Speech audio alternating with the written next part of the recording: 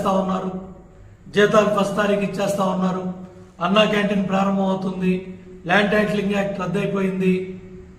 ఇవాళ సమాధిరాళ్ళలాగా ఆ సర్వే రాళ్ల మీద నీ బొమ్మలు వేసుకున్నావంటే నీ మానసిక పరిస్థితి, నువ్వు అధికారంలో ఉన్నప్పుడు ఏ పిచ్చి పనులు చేసావో అవన్నీ బట్టబయలవుతా ఉన్నాయి.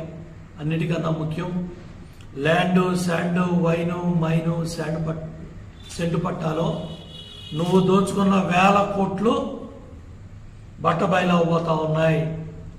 వాస్తవాలు బయటికి రాబోతా ఉన్నాయి. మదనపల్లి ఫైల్స్ పెద్దారెడ్డి గగ్గోలు పెడతా ఉన్నాడు.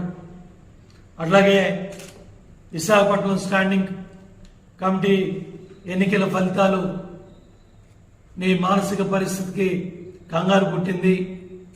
ఏలూరులో పీఠాలు కదులుతున్నాయి, శ్రీకాకుళంలో పీఠాలు కదులుతున్నాయి. వైసీపీ పార్టీ మొత్తం ఎక్కడికక్కడ నీ పార్టీ నాయకులందరూ కూడా దుకాణం సర్దేస్తున్నారు, జెండా పీకేస్తున్నారు. దీన్ని తట్టుకోలేక ఏదో విధంగా పురంచల్లాలి. అటు వెనుకొండ పోవాలా, ఇటు నంద్యాల పోవాలా, బెజవాడ రావాలా, ఢిల్లీ పోవాలా, సుప్రీంకోర్టు తలుపులు తడతాడంట, హైకోర్టు తలుపులు తడతాడంట, సిబిఐ కోర్టు తలుపులు కూడా తట్టు. కాల్ లిస్ట్ చూడమంటా ఉన్నాడు. జగన్ రెడ్డి మాటలన్నీ కూడా సిబిఐ వాళ్ళకు కూడా చెప్తున్నా.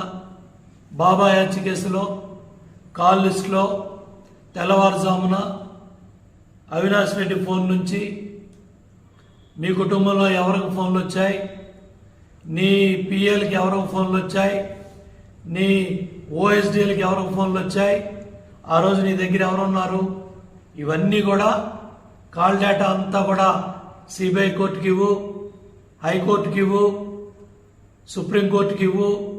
తప్పకుండా ఎఫ్ఐఆర్లో పేర్లు పెట్టాలని ఉబలాట పడుతున్నావు కాబట్టి అవినాష్ రెడ్డి జైలుకి నీ కుటుంబం పేర్లు ఎఫ్ఐఆర్లోకి వచ్చే రోజులు దగ్గరలోనే ఉన్నాయి. జగన్, ఈ పిచ్చి ప్రేరేపణలో మనీ రాష్ట్రాన్ని అభివృద్ధి బాటలో చూడాలని 5 కోట్ల మంది ప్రజలు కోరుకుంటా ఉన్నారు. నీ మూర్ఖత్వం వల్ల, నీ అహంకారం వల్ల పోలవరం డ్యామ్ గోదావరిలో కలిసిపోయింది. దగ్గర నీ మూర్ఖత్వపు నిర్ణయాల వల్ల డయాఫ్రమ్ వాళ్ళు దెబ్బతిని ఇవాళ హెడ్ వర్క్స్ 4500 కోట్లు భారం పడిందంటే పోలవరం ప్రాజెక్టు మీద